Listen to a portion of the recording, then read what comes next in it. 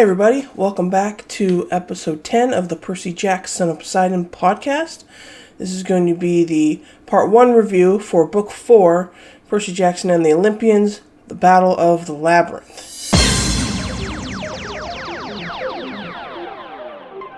So, going into this book, the only thing I had remembered was that we're in the famous labyrinth from the myth of the Minotaur, and we meet Daedalus. And that's literally all I knew. So, reading this, there were definitely a lot of surprises going into it. And this opening chapter, the book starts with Percy going to a new school orientation. And his mom, Sally, mentions that he has a date with Annabeth. And Percy's kind of quick to say, oh, no, it's not a date. You know, and I do like this teenage kind of point of view about Percy and Annabeth liking each other, but kind of being really awkward about it. I think it's really cute. But, Percy goes to this new school because Sally's new boyfriend, Paul Blofus, who we met in the last book, is a teacher there. And so the cool thing about this opening is that Percy ends up running into Rachel Elizabeth Dare, who we met at the Hoover Dam in the last book, The Titan's Curse. So that's kind of cool that I didn't remember if we ever had brought her back in the story, and we do bring her back, so I kind of like that. And so, Percy then approached by two presumably cheerleaders, but Rachel tells him to run because she can see through the mist, and she knows that they're monsters, actually. And so it turns out the two cheerleaders are Impusae, which are these blood-sucking monsters that have the leg of an animal and one leg of a robot or something, and they're kind of like vampires that can enthrall men and stuff. So that's kind of cool. And they're little vampire succubi type things, and Rachel is there to help Percy kind of snap out of their thrall, which is good. And he ends up killing one of them, but then just before he can kill the other one, she bursts into flames right in front of a group of people who were touring the school. So obviously Percy's in trouble, the fire alarm's going off. So he and Rachel escape out the back. Percy runs to the back alley. He ends up running into Annabeth. And it's kind of a little funny, awkward moment where Annabeth is kind of jealous of Rachel, because Rachel writes her phone number on Percy's arm, and, Annabeth's oh, she's cute, and Percy's is she? I don't know. So it's kind of just shows how clueless Percy really is about girls and stuff. But Annabeth clearly has an interest in him. So I kind of do those little just sort of nods of teen romance building between Percy and Annabeth. And so Percy and Annabeth decide to go to Camp Half-Blood, and we see Grover is on trial by the Council of the Cloven Elders for claiming to commune with Pan, the god of the wild, because last book Grover drank a bunch of coffee and he says, oh, I heard from Pan. So now they're kind of he's a little in trouble for that. So Grover is told that he has 1 week to prove his claims, or they'll take away his searcher's license. And that's kind of a big deal because since the first book, that's the whole thing we've been building up to. It's Grover's whole mission in life is the searcher's license and to find Pan. And so I like that we're continuing his story at the beginning of this as well. And we also find out Grover has a girlfriend named Juniper, who's a dryad. And then we get the return of Tyson to Camp Half-Blood also. So it's nice to see him again. He was, I think, mentioned or briefly seen in Iris Message, I think in the last book, but we really haven't seen him since the second book. So I like that we're getting Tyson again here. And that, he is Percy's roommate, but also, he kind of doesn't really like satyrs that much, and Grover doesn't really like him that much, and there's still a little bit of animosity with the group and Tyson, but things are a lot better than what they were. And then Percy gets an Iris message from somebody unknown that shows Nico D'Angelo has been camping out at the River Styx in the underworld, and he's been talking to this unknown ghostly figure. And then we also meet the new camp director, Quintus, who's taking over for Mr. D. And he's a demigod, or he's a half-blood also. and he is also the sword instructor, and we kind of sort of suspect something's a bit off with him a little bit. He has a hellhound as a pet and stuff. And then Annabeth tells Percy about the Labyrinth, so we find out that the mission that Clarice went on in the last book was actually, she was going through the Labyrinth because they suspect that Luke and his armies have been using the Labyrinth to get around, and that they want to use the Labyrinth to invade Camp Half-Blood. So that's what Clarice was up to, so I'm really glad we followed up on that as well, because it was just sort of a cliffhanger as to what she was doing. So we continue the Clarice storyline a little bit here. And Annabeth tells Grover he needs to look in the Labyrinth for Pan, and everybody seems to think that that's a bad idea. And so I do like this whole few opening chapters, because we get a lot of good Camp Half-Blood stuff, activities. We see a lot of good things going on, so I really like that. We're like back into the world of Percy Jackson again. And then we get Quintus breaks the campers up into teams of 2, and Grover and Tyson get paired up together, which is unusual, obviously. But I think it's good because it helps them sort of bond for what we see later on in the book. And then Percy and Annabeth get paired up, and while they're looking in the forest, they run into Juniper, who's worried about Grover. Though before she can warn them about something, they actually get attacked by scorpions. And so they get pushed up against a boulder, and then they end up, as they're fighting the scorpions, they end up falling into some sort of cave that appears to have no way out. And there's actually kind of a sweet moment where Annabeth is scared, and she holds Percy's hand for a moment. But then she immediately she kind of figures out where they are, and she looks at the wall, and she finds the symbol of Daedalus, and the way out just appears. And so they climb out the cave, and Chiron tells them that, they think they've been gone for a couple minutes, but they've actually been gone for an hour. And so Annabeth reveals that they have found the entrance to the Labyrinth inside Camp Half-Blood. And then also at some point, I think Juniper mentions that she saw Quintus scoping out the entrance to the Labyrinth as well. So we're still kind of getting hints that he's maybe not a great guy or something. And so then Annabeth goes to the Oracle for an official quest, and she decides that she needs to bring Percy, Grover, and Tyson with her into the Labyrinth on her quest, despite the tradition of only taking 2 companions with you. So she's kind of jinxing them a little bit by not following the rules, but she insists that she needs all 3 of them with her. And while she's getting her quest, Percy overhears Clarice inside the big house talking to Chris Rodriguez, who we kind of met back in Sea of Monsters, who's working for Luke.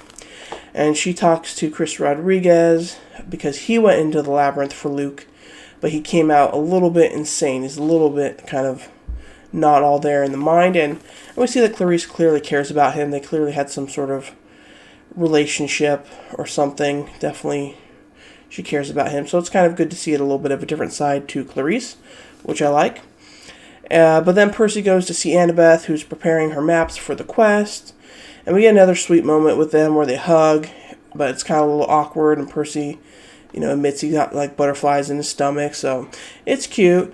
And I do again, they're just kind of building on those subtle teen moments where they're showing these small moments of affection, but not really knowing how to deal with it afterwards and not knowing what it means. So I do like that. Annabeth is also reluctant to tell Percy the last line of the prophecy, which states that they will go into the maze, the dead, the traitor, and the lost one raise. You shall rise or fall by the Ghost King's hand, the child of Athena's final stand, destroy with the hero's final breath. And Annabeth doesn't tell Percy the last part of the line, but he suspects that it rhymes with death. And Percy suspects that the Ghost King is probably Nico because he can talk to the dead. And Grover thinks the lost one refers to Pan, because satyrs have never looked underground because they're kind of afraid of it. So we're getting kind of little subtle clues about maybe what the prophecy is about and what's going on. Obviously, Annabeth's the child of Athena, but that could be somebody else. We don't know. Just like the last book had a few twists with the prophecy as well. We could have a few twists with this one as well, so I do like this prophecy. And then Percy has a dream about Luke talking to Kronos, and then we see the Impusai, the cheerleader, Kelly. She's also talking to Luke, and Luke says that they have a spy that has revealed to them that they are going on the quest into the labyrinth. And Kelly knows that Percy's watching them through the dream somehow, and she ends the connection. I'm not really sure how she knows. Maybe she's a mythical monster, has some sort of connection with that. Like Grover has the empathy link with Percy or something. So that's kind of an interesting little twist. And these dreams that Percy has they're not really dreams. They're really more like him seeing into another person's world, like what's going on with another person. They're not dreams in the sense that they're surreal and they're made up. It's actual events that are happening that he just sees them when he's dreaming. So I do kind of we're continuing the Percy dream thing. And then Percy opens an Iris message and he sees Nico raising the dead with McDonald's Happy Meals. And it turns out that Percy raises the dead of the ancient Greek hero Theseus. And Nico wants to know if a soul exchange could bring back his sister Bianca, who we saw die in the last book. And so Nico's powers are kind of increasing. He's doing more, talking to the dead, raising the dead. And he's definitely a son of Hades. And so then Percy tells Chiron about his dreams and about Luke, but he still doesn't tell him about Nico being the son of Hades. But he does tell him about his suspicions about Quintus. So, and Chiron kind of is yeah, I can see that too. So, and then Percy, Annabeth, Grover, and Tyson, they go into the labyrinth. And then in the labyrinth, they kind of wander around for a while. They get lost pretty easily. And then they run into Janus, the god of doorways and decisions. He's a two-headed god that tries to trick Annabeth into deciding on which way to go. But then they're interrupted by the goddess Hera, the goddess of marriage, wife of Zeus. And she kind of says she wants to help them. So Janus goes away, and Hera offers them some advice. And Annabeth obviously is well, I want to know how to work out the maze. And she's well, Percy has the answer to that. And it's kind of interesting. So we do meet Hera, another new god. We meet a couple new gods in this book. And so I like that we see Hera. We do find out that she's maybe not as perfect as she's presenting herself to be in this particular scene. But Percy says he has no idea what she's talking about. He doesn't actually know how to navigate the maze. And so the four of them end up at Alcatraz, the prison in San Francisco, the island prison, and they overhear somebody named Campe speaking in some ancient language, and they're an ally of Kronos, and she's trying to convince Briareus, the 100-handed one, to join their cause for Kronos. And Tyson can understand the language, and he can do this translating thing where he can mimic their voice and stuff. And so he kind of he's speaking for Campe through him. So, and he's a big fan of Briareus for some reason. I don't remember why, but so he wants to help save Briareus. And so Percy plays rock paper scissors with Briareus, the 100 hands that he has. And he ends up tricking Briareus because Briareus is I always win because I have 100 hands. I can do, any combination of rock, paper, scissors. But Percy actually pulls out a rock, paper, scissors gun finger. So he tricks him. And they take the monster. They kind of try to escape Alcatraz, but Campe is behind them and everything. And then they kind of trick her, or Tyson kind of battles her a little bit while they go back into the labyrinth through the prison, and they all make it. So once in the labyrinth, Briareus decides not to help them, and it kind of upsets Tyson because he really looked up to him, and he's why are you being such a coward? You were my hero. And you kind of feel a little sad for Tyson in a bit because he's kind of lost the hero figure that he thought he had.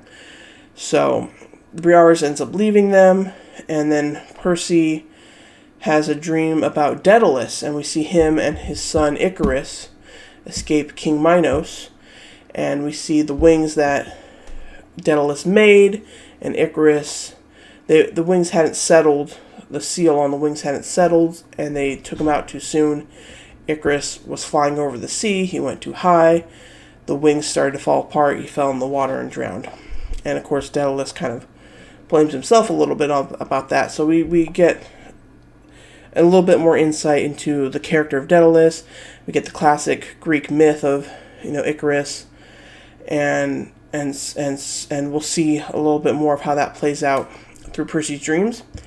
But I do like that kind of insight that we get. And then the next day, Percy, Annabeth, Grover, and Tyson find a pit with cheeseburgers and sodas in it, so they know that Nico has been here raising the dead recently.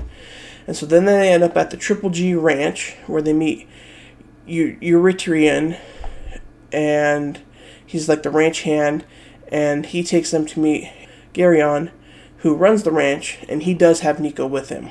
And Geryon, has made a deal with Luke to deliver him Nico and stuff, but Percy obviously wants to keep Nico safe, so he makes a deal. He says, if I clean the stables for you, the horse stables, you will give us Nico and let my friends go. And so just like the Greek a story of Hercules, him cleaning out the stables, Percy thinks he can clean out the stables as well. And so Percy goes to the river and talks to the river Naiad because he wanted to use the river. But the Naiad is upset because the last time she did that, she helped Hercules, and Hercules used the river, but it polluted the river. So she's upset. She doesn't want to help Percy. But she does give him a clue that at one point the whole ranch was underwater, and she shows him the soil, and there's seashells in the soil. So Percy is able to use the ancient seashells to sprout saltwater geysers, and he uses that to clean out the stables, which is kind of clever, and I do like that. I mean, it doesn't really make 100% sense because seashells are dry, they don't actually contain the water, but I guess it's activating the water in the soil, I suppose. But it's still kind of a cool little scene of Percy, being clever enough to try and clean out the stables and tricking Geryon. But of course Geryon goes back on his bargain. He doesn't honor it. He commands Eurytion to capture the kids, but then Eurytion is super sick and tired of Geryon's bossing him around and telling him what to do, and so he actually ends up killing him. And of course, monsters never die permanently. He'll come back in 100 years, they say. And so Eurytion is excited that he can run the ranch the way he wants to now, and he ensures them that they'll be safe there. So Percy he talks to Nico, and then they end up summoning the spirit of Bianca. And Bianca tells Nico that he needs to stop blaming Percy for her decisions and her choices. And we find out that Bianca was the one sending Percy those iris messages of Nico, and that she wants, Nico to be able to move on and put behind his grief and anger, because he is a son of Hades. He could be very powerful, especially with those emotions. And of course, that upsets Nico, but it's kind of interesting that, because I didn't remember if we ever got Bianca referenced her back again, and so I kind of do following up that she is dead, she can't come back, but she does want to still look out for her brother, so I do like that. And then that night, Percy has another dream about Luke, and he sees Campe come to Luke asking for her revenge on the four of them for the escape at Alcatraz. And Luke is readying the army to go into the Labyrinth and attack Camp Half-Blood. And Kelly does know Percy's watching, but she lets him watch this time. And then Percy talks with Grover, and we learn that 7 days have gone by since they've left, because time works differently in the Labyrinth. And so Grover's week with the council is up, and so he tells Percy he can't go back to camp unless he does find Pan. And so Percy asks Nico to go with them back into the Labyrinth, and Nico decides to stay behind with Eurytion. And he needs to think about everything and what Bianca told him and stuff. So they leave Nico behind, and they go back into the Labyrinth, and Eurytion gives them this little spider bug of how to find Hephaestus, because Hera told them they need to find Hephaestus' forge, because he's the one that can find Daedalus, and they need to find Daedalus so that they can navigate the maze. And so Eurytion gives them this little mechanical spider that'll lead them to the Hephaestus forge. And so the four of them head back into the Labyrinth. They follow the spider. They end up coming across a sphinx that requires Annabeth to answer 20 questions before the sphinx will let them pass through. And Annabeth is like kind of insulted by these easy questions because they're supposed to be challenging riddles, and she's like the daughter of Athena, the goddess of wisdom. And so Annabeth kind of offends the Sphinx, and then they end up like fighting the Sphinx. And it's kind of like a fun little moment. I do kind of like the Sphinx is like this like kind of fun pop quiz, like game show personality. I like that aspect a lot. And so they attack the Sphinx and everything, and they end up escaping and going around. And that's kind of where we leave off the first 10 chapters, with them on their way to the Forge of Hephaestus. And so I do like the whole first half of this book. I think it's an interesting journey. You know, it's very much follows the formula of the previous books, but instead of traveling across the above ground, we're traveling underground through the Labyrinth, and we're ending up in these locations like Alcatraz and the Triple G Ranch and stuff. And so I do kind of like that. I like all the stuff we got at the beginning with Camp Half-Blood. I like continuing Grover's mission. I like the return of Tyson, and he's actually a lot more competent and capable this book. And then I do like the little relationship building we're doing with Percy and Annabeth. And I liked seeing the return of Rachel Elizabeth Dare and Bianca and everything, and meeting new gods like Hera and Janus. So that is all kind of fun and exciting. I liked what we got with the stables and Percy and everything.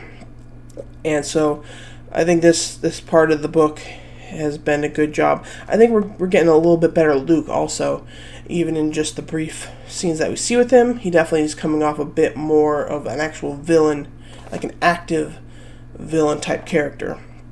I don't know if that will continue, but I do like seeing that, because my biggest complaint is that he's supposed to be kind of our villain for these book series, but we're not really getting enough of him or doing anything with him as a villain. And so I kind of like that. Even in these brief glimpses, we're still seeing him kind of waver a little bit, but he's definitely coming off a little bit more of like taking an active part in leading Kronos' army and stuff. So I do like what we get with Luke here. And I like all the stuff that we're getting, just expanding Greek mythology. We're getting into King Minos and Daedalus and the Labyrinth and stuff. We'll see what's up with Quintus. We don't know yet. So I like that what we got here. I think the first half of the book is pretty good. So that's it for my review of the Part 1, first half of the book of Percy Jackson and the Olympians, The Battle of the Labyrinth. Stay tuned to the next episode where I review the second half of the book. And then Part 3 will be me reviewing the whole book as a whole, the narrative, the character arcs, and everything, and just kind of my general thoughts on the book. So that's it for this episode, everybody. So thank you all for listening to the Percy Jackson Son of Poseidon podcast. Bye.